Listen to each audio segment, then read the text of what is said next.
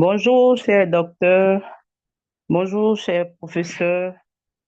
L'honneur me choisit ce matin de vous présenter le thème dilemme du développement en Afrique contemporaine.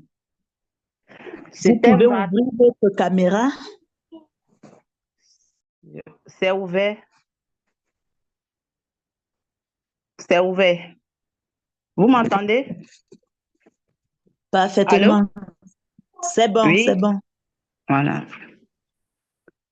Je disais que le thème dilemme du développement en Afrique contemporaine va tourner autour de trois grands points. Donc, d'abord, on va essayer de situer le contexte historique, après voir le dilemme entre le développement économique et la préservation de l'environnement et essayer d'apporter quelques solutions au dilemme du développement en Afrique contemporaine. D'abord, en introduction, nous avons dit que l'Afrique contemporaine est confrontée à un dilemme complexe et crucial en matière de développement. Alors que ce continent regorge de nombreuses ressources naturelles et humaines. Il est qualifié de berceau de l'humanité. Pourtant, il est resté longtemps sous-développé et colorationné de nombreux défis socio-économiques. Ce dilemme du développement en Afrique est le reflet des contradictions et des enjeux auxquels la région est confrontée dans sa quête de progrès et de prospérité. Historiquement, marquée par la colonisation et l'exploitation des richesses, l'Afrique a longtemps été relayée au second plan sur la scène mondiale en termes de développement. Malgré les efforts déployés par de nombreux pays africains pour promouvoir la croissance économique et améliorer les conditions de vie de leur population, les résultats restent mitigés. Les inégalités persistantes, la pauvreté, les conflits armés, la corruption, le manque d'infrastructures sont d'autant d'obstacles qui entravent le développement durable de ce beau continent. Les théories du développement ont longtemps été influencées par les courants de pensée philosophiques tels que le marxisme, le libéralisme et le postcolonialisme. Par exemple, le philosophe Karl Marx a mis en lumière les inégalités structurelles inhérentes au capitalisme et a souligné l'importance de l'équité dans la contribution des richesses pour assurer un véritable progrès social. De même, les penseurs libéraux comme John Rawls ont insisté sur l'importance de garantir des droits fondamentaux à tous les individus, y compris ceux qui vivent dans les pays en développement. En outre, la philosophie environnementale a également joué un rôle crucial dans la question du développement en Afrique. Des philosophes comme Hans Jonas, Annie Vallée ont mis en avant l'idée d'une relation harmonieuse entre l'homme et la nature, en mettant en garde contre les conséquences désastreuses d'un développement non durable basé sur l'exploitation des ressources naturelles. L'agir de l'homme, avec son caractère technologique, remet en cause jusqu'à la finalité ultime de la nature. En effet, l'agir moderne fait peser une nouvelle dimension de menace sur la survie de l'humanité entière. Pour Anne Jonas, il est évident que ces effets additionnent de telle sorte que la situation de l'agir et de l'être ultérieur n'est plus la même.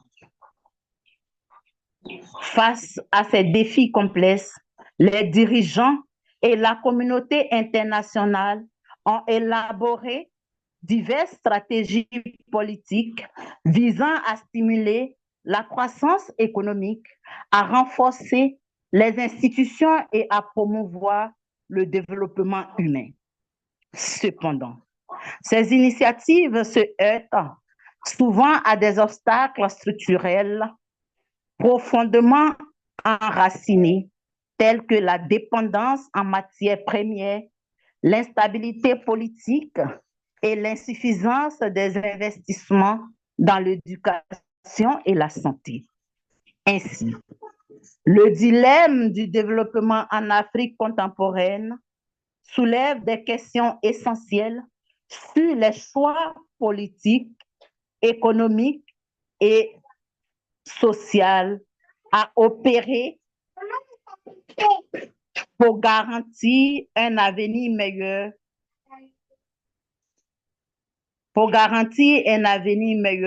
pour les générations futures. Il appelle à une réflexion profonde sur les priorités du développement, les partenaires internationaux et les innovations technologiques nécessaires pour relever les défis actuels et bâtir un avenir plus inclusif et durable pour tous les Africains.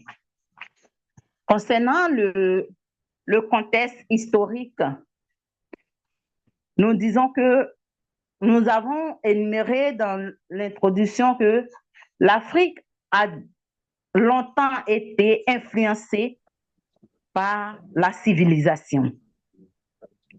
Après les indépendances des années 60, de nombreux pays ont tenté de se développer économiquement et socialement.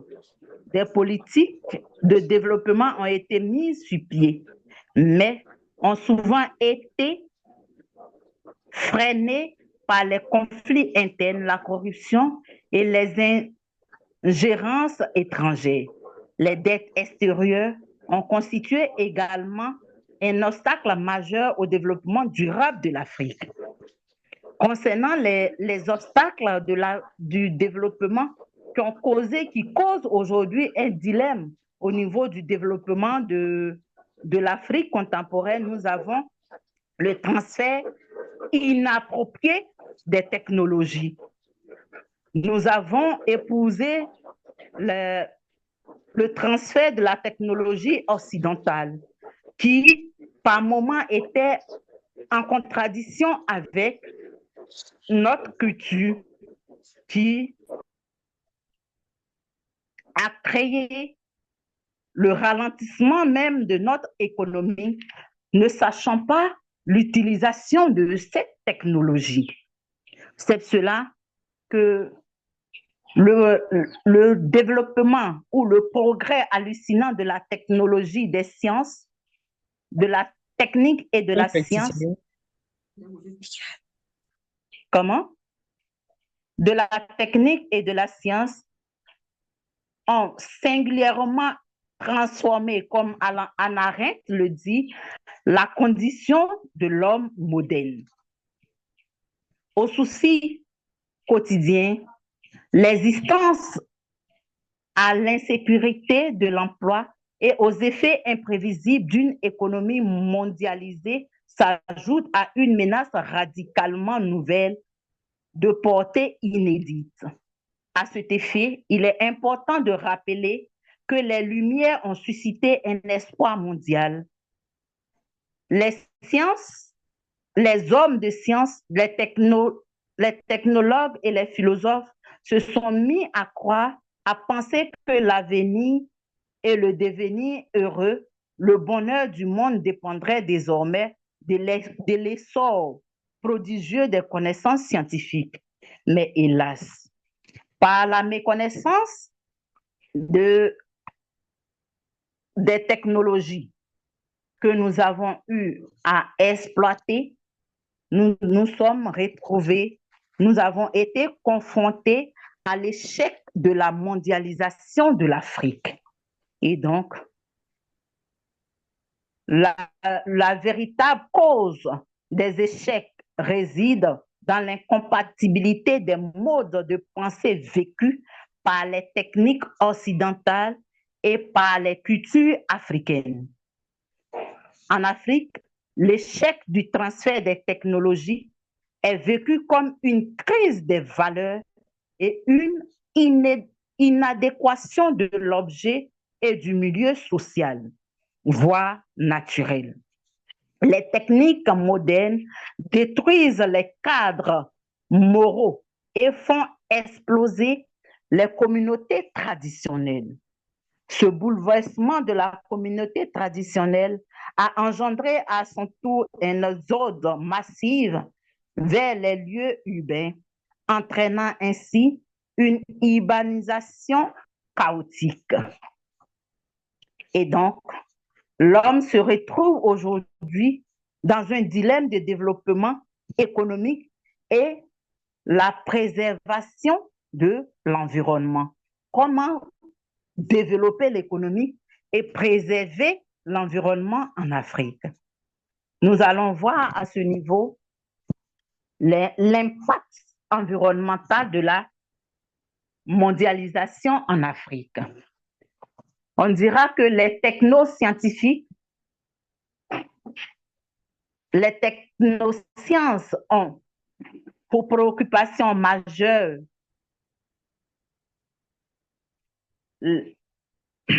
ils avaient pour préoccupation majeure le développement des technologies.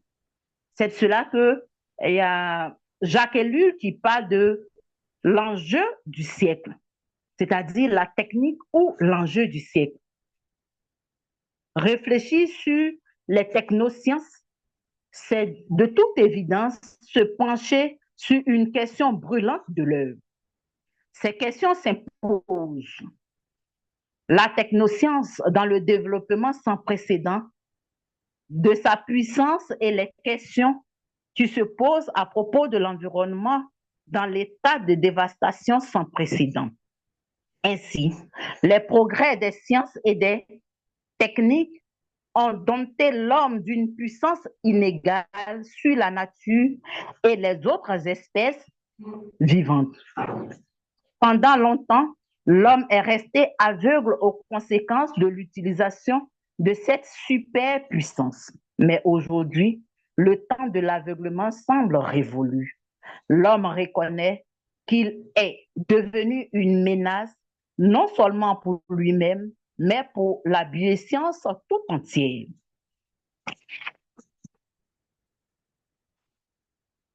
Et vu la menace que représente cette mondialisation sur l'environnement africain, Jonas va aller plus loin pour nous dire que la promesse de la technique, la promesse faite par les scientifiques à l'égard de la nature s'est inversée en une menace de catastrophe sur l'homme et sur la nature. Autrement dit, les engagements pris par les Lumières pour assurer le bien-être de l'humanité se sont accomplis dans le sens contraire. Et donc, aujourd'hui, il y a des défis à relever. C'est cela nous allons parler des défis actuels du développement en Afrique. Ces défis consistent à faire quoi? Face aux conséquences du changement climatique, qui sont nombreuses et variées, elles incluent l'élévation du niveau des mers due à l'effondrement glacier et des calottes glaciaires, l'augmentation de la fréquence et de l'intensité des phénomènes météorologiques. L'homme aujourd'hui ou le politique doit miser sur l'environnement en prenant des mesures pour freiner ces effets néfastes de la technologie ou du progrès sur le vécu de la population, en préservant la nature, en utilisant le juste milieu, en adoptant des comportements,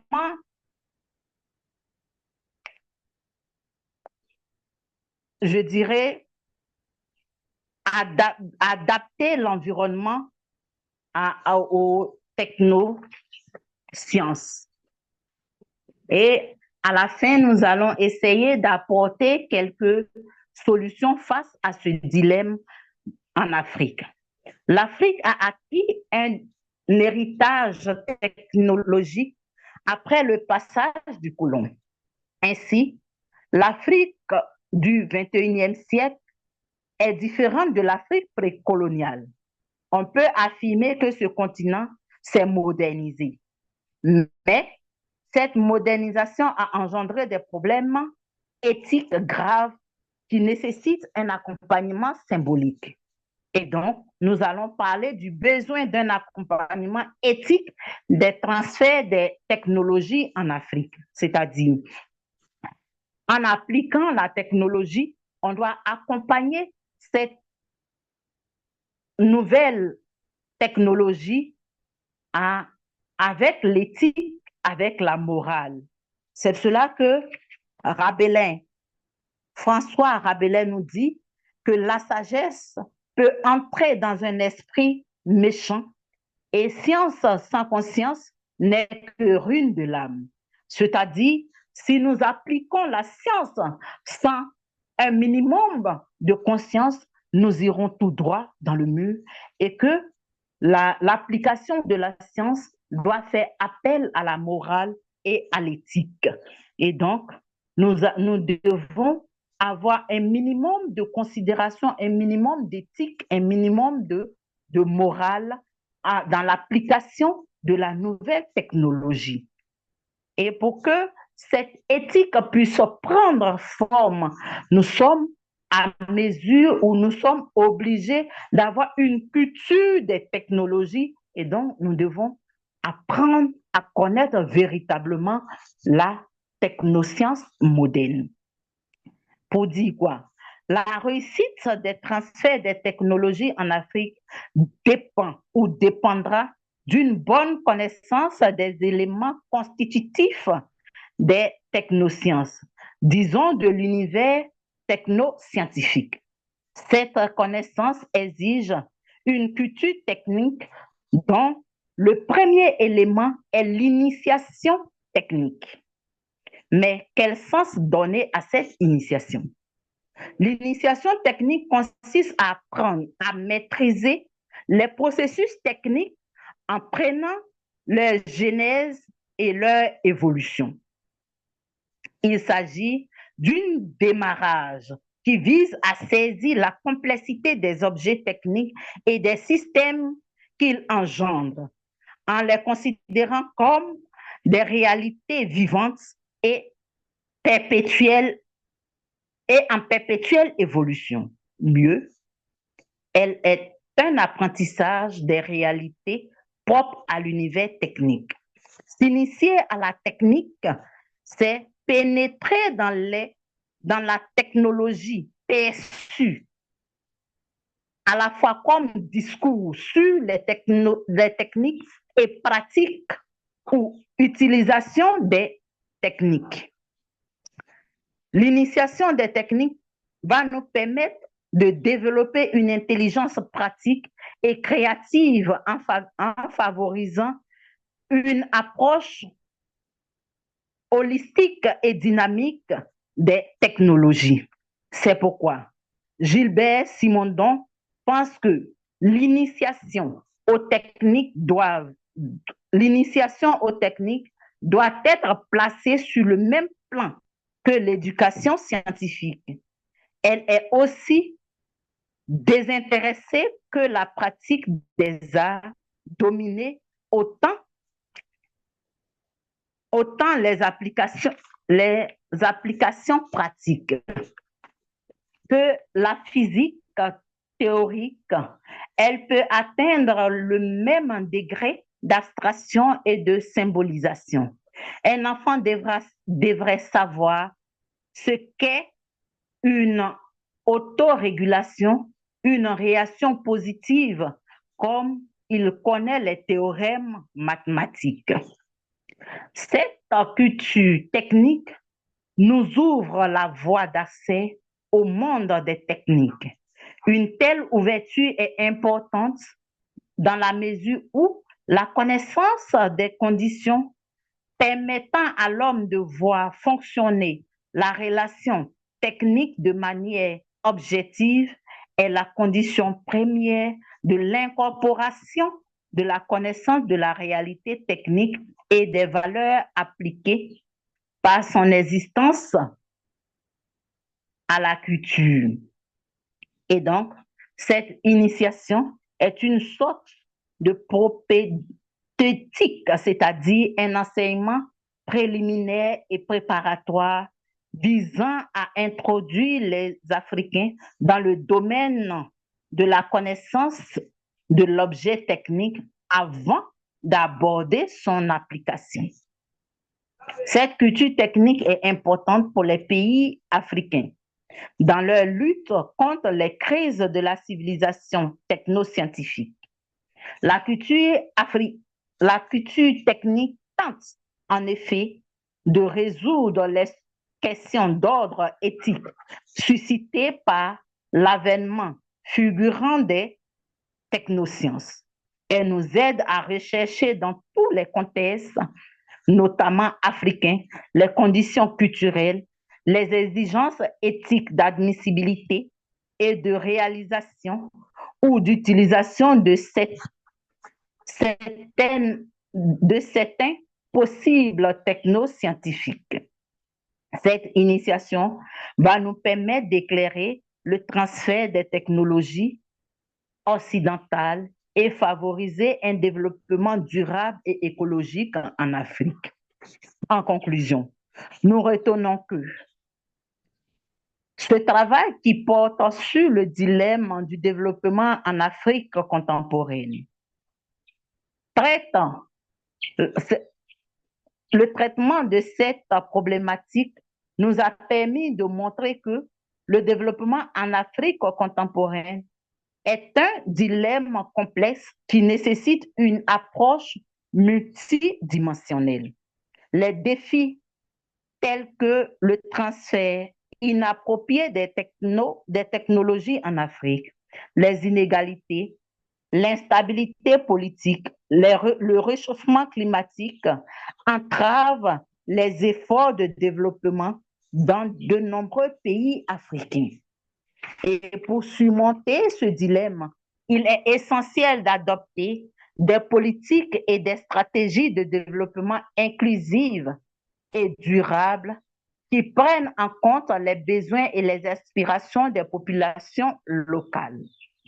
Cela implique aussi le renforcement des institutions gouvernementales.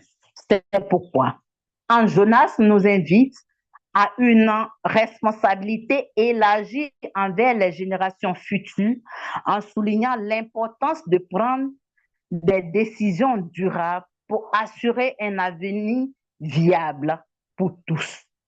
En intégrant des principes éthiques dans les politiques de développement, les pays africains peuvent promouvoir une croissance économique qui respecte l'environnement et les droits des populations.